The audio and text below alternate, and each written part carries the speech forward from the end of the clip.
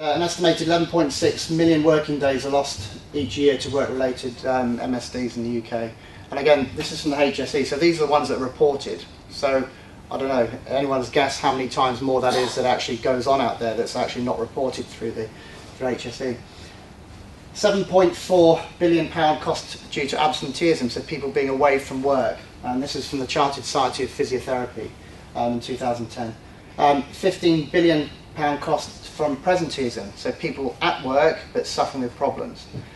Now it's really hard, it's easier to, I'll talk about this in a minute, but it's easier to measure the cost of a business if people are off sick, but actually people are at work carrying a bit of a dodgy shoulder, a dodgy back, who aren't able to perform all their roles and tasks at work. You know, that's not easy to measure unless you've got such as a picking system in a warehouse where you know on average an employee can pick 20 cases of lemonade every hour or in half a day.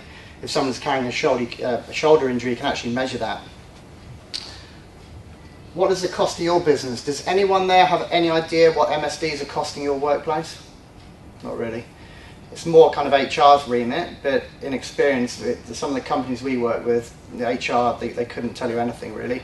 But they throw in the bad backs and bad necks, sickness with diarrhea and vomiting. So one of our companies we work with reported to us and said, look, we know it's helping because it's really, we've got much less people off sick, but our sickness absence has gone up to 5%, whereas before you started it was 4%. What's going on here? I go, well, hang on a minute. Someone goes out for a curry and gets food poisoning, you're throwing those figures in with someone with a bad back. I said, you really need to break it down. You can't, we can't be held responsible for that. So I'll talk about the key measure, the most important figure, the golden figure for us later on. Does anyone kind of track the number of days that are lost to MSDs? And again, that's not an easy figure, but it's something which HR can do.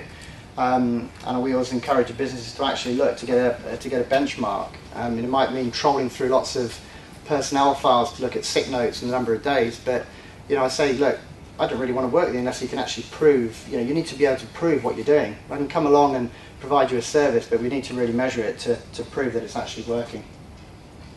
This is a food production site that we work with. 800 employees. The HR director said, look, I've worked with physios in the past, I want to get this service in because I know it's effective, I want to get you guys in, but my job is on the line. You don't know how much effort it's taken me to convince the general manager to get you guys in. So whatever you do, come back with some good figures. We're going to give you a trial for 6 months and we want you to see it work. So I did this pilot back in 2010, I think it was, and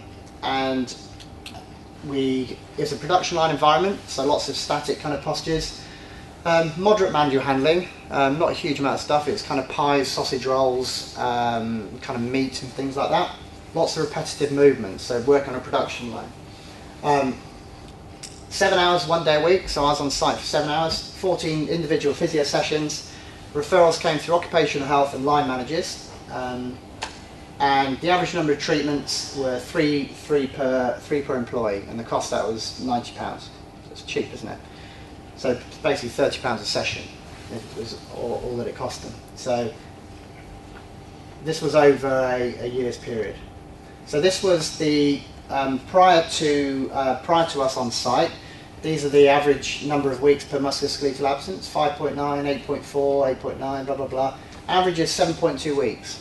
Okay, so if you start adding that up by the number of lost days, that's quite high, and a lot higher than the figures that the HSE are providing, because this is real. We're not kind of making these figures up. This came from HR. So that's the figure to remember: 7.2. So this is post FitBack on site, average 2.94. So here you got 1.7, 4.2. So this dropped dramatically. I knew the service was working because they were saying that this is great, but when they came back with these figures, I was like, wow. And I was running around going, because up until that point we've been kind of relying on industry figures. You might see figures out there saying on-site physiotherapy will give you a return of £2 for every pound invested, or £3. That's still a 300% return, which is quite good. If you said, right, for every pound that I'm going to give you, you give me £3 back, we'd all do that now, wouldn't we? But when these figures came back, this was a difference. I was quite astounded, really. So this is these figures here are the average number of weeks beforehand, and these are the purple is post. There were kind of blips up and down because, you know, the reason for this was there was lots of added pressure, you know, production line at Christmas, lots of stuff going on, you know, workload increased, and there were kind of more absences due to that. But it's kind of, you know, seasonal, if you like. There was an 80% reduction in lost days to MSDs. So this particular site, pre-physio, 2,288 days were lost to musculoskeletal disorders, and me and my hands here, these are my tools, we got this down to 474. That represented a £400,000 cost saving. It was £20,000 of physio, £400,000 return. So £20 for every pound invested. So it wasn't, there you are, give me a quid, I'll give you 3 back. This is, give me a quid, I'll give you 20. I was going, wow, this is pretty phenomenal. So why has it worked? Quick referring to physio, avoiding lengthy NHS waiting times, which is on average 12 to 14 weeks. So by seeing someone quickly, we're saving 14 weeks. So it's a no-brainer. Treating problems when they're acute, you know, we can have the most influence on acute injuries rather than waiting for them to become chronic. We're taking a preventative approach. So traditionally, when we start a service, we're getting all the grotty people with bad backs and stuff back to work and back on full duties. But then we're saying, hang on, let's start the preventative stuff now. We've done all the big cost savings, we've got everyone back to work. Now let's try to maintain or actually improve year on year. So we're doing preventative stuff. We look at back pain workshops, tying them with manual handling. So they're there for manual handling training. Let's get guys sat on a gym ball, which is part of one of the things that we do, the back pain workshops. Let's get them mobilising their backs and stretching. Give them a set of cards and get them to go away with that. So you're not only getting ticks for the tick in the box for doing manual handling training, which is obviously, you know, mandatory. You're getting an extra tick in your box for taking the preventative role. And as Nigel said earlier, you've got to be shown to be doing something. And if you're going above and beyond your duty of care, if you like, and it comes to a potential claim, then you can say, hang on a minute, we've taught you how to lift safely, but we've also taught you how to look after your backs as well. We've given you the extra tools, and it's all about safe management.